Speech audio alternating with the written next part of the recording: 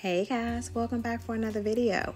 In this video, not only am I going to be making soap, but I'm going to tell you a little bit about the ingredients that I'm adding to my soap. So as you can see, I have my lovely steel soap bowl and I threw in some shea butter. Shea butter is known for its moisturizing properties as it is rich in fatty acids. It helps to nourish and hydrate the skin. The vitamins A and E help to treat blemishes, wrinkles, eczema, and dermatitis. This is something that you need in your soap because it is also anti-inflammatory and is suitable for all skin types and makes a creamy lather and is smooth on the skin. I'm adding in my grapeseed oil. Grapeseed oil is good for acne-prone skin as well, and it's also good for oily skin. It is also enriched with linoleic acid, which is great for promoting skin health. Linoleic acid strengthens the skin's barrier, making it less prone to breakouts, and it also helps to hydrate the skin, and it doesn't clog your pores. I always add in my coconut oil. So the coconut oil provides a great fluffy lather. It is great for its cleansing properties because it removes dirt and oil. All of those nasty little things that you get on your skin out there that you don't see when you're out in the elements, this helps to remove all of that. It also makes for a hard bar of soap that lasts longer, right? And it contains lauric acid, which is beneficial for acne-prone skin. And it's also good for fungal infections. This is a soap that is also going to condition the skin and make it soft and smooth. Right now, I'm doing my distilled water. I'm going to add in my lye because, as you know, water and oil don't mix. So to get it to mix and make some great soap, we have to mix in our lye and our water. Once it clears up, I'm then going to add it into my butters and my oils so that we can go through the emulsifying and saponification process. Okay, so for this process right here, this is the emulsification and saponification process, right?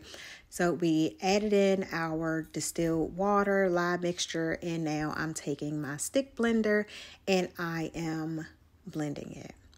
Next, I added it to my crock pot because this is what we call the hot process. This is where we cook our soap in a crock pot and it goes through different stages. This is our second stage where it's been in a crock pot for about maybe 30 minutes or so. And we'll go into another process where now it's been in there for about 45 minutes. And as we continue to go through this saponification process where we're cooking the oils and the lye, we get something that looks like this, where it starts to look like mashed potatoes. So this has been cooking for about an hour or so, and it's almost done. So now we're going to stir. Look at these little mashed potatoes right here, y'all. Okay, so our soap is ready. Okay, she is ready to be put in our soap mold.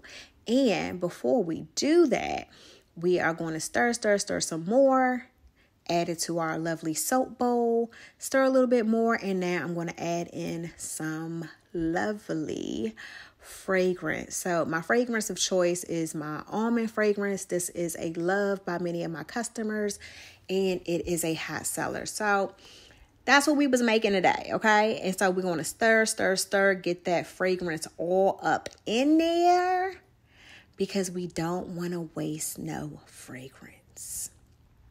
So as I stir, once it's to my liking, I'm going to transfer it to my soap mold. And I'm going to let that sit for about 24 to 48 hours just to make sure that the soap gets nice and hard prior to me cutting it. So as you can see, I am now transferring my soap to my soap mold.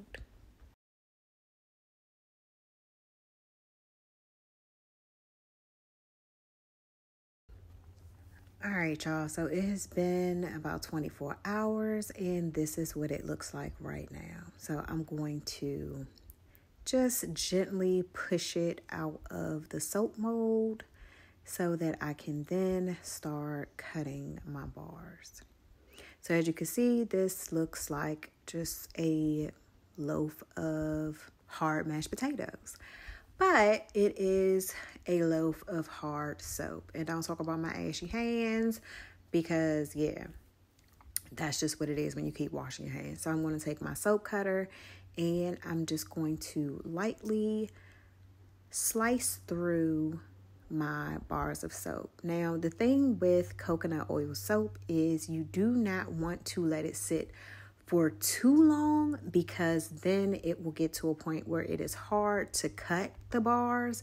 And what will happen is you're going to go in and you're going to try to cut the bar and the bars are just going to start breaking apart. So you want to just be mindful and just temperature check your soap, right? Don't wait for it to get super hard to then start cutting your soap. You want to cut it somewhere in the middle to where it's easy for you to cut it, but it's not too soft to where it's just kind of going to fall and be a glob of just glob. So as you can see, I am almost done cutting my bars of soap. And I like to kind of have that grungy look, so to speak, where it just looks like a rock. That just gives it my own little look.